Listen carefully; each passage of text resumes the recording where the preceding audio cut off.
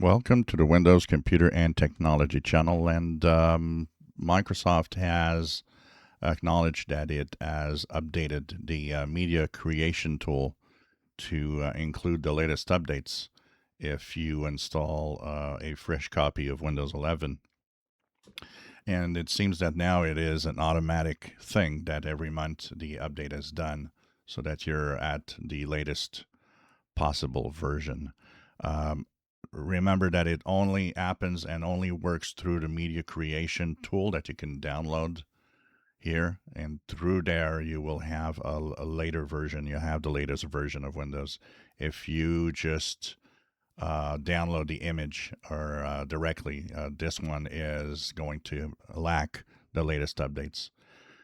And so it shows up this media creation tool where you can download and create a USB thumb drive or and so on.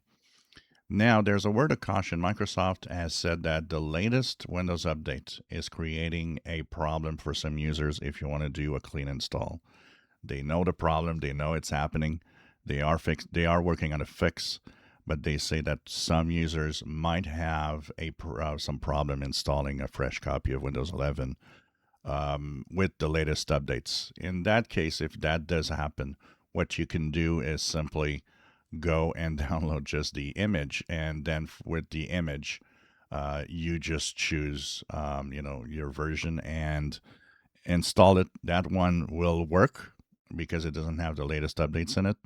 And then, of course, they'll go through the Windows update thing where it's all going to update itself at the end of the install or during the install of Windows 11.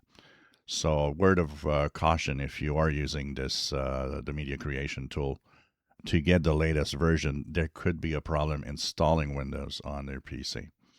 So, I will share the link to this page where you can download Windows 11 in multiple ways. And like I said, through the media creation tool, you can have the latest updates. If you enjoy my videos, please subscribe, give us thumbs up. Thank you for watching.